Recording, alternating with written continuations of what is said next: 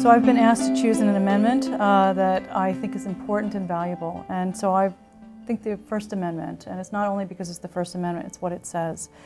And it says, Congress shall make no law respecting an establishment of religion or prohibiting the free exercise thereof, or abridging the freedom of speech or of the press or the right of the people peaceably to assemble and to petition the government for a redress of grievances.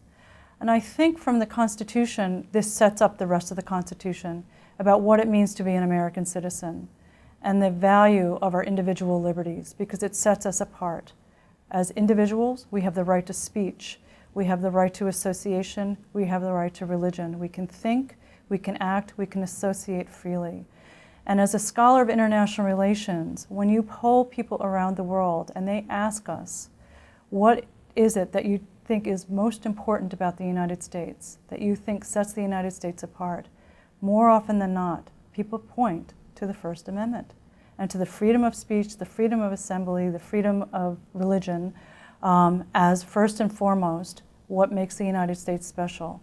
That we privilege individuals as citizens, and our Constitution protects that. We need to keep that in mind as citizens, and I have to tell you, around the world, people acknowledge that and respect that about the United States.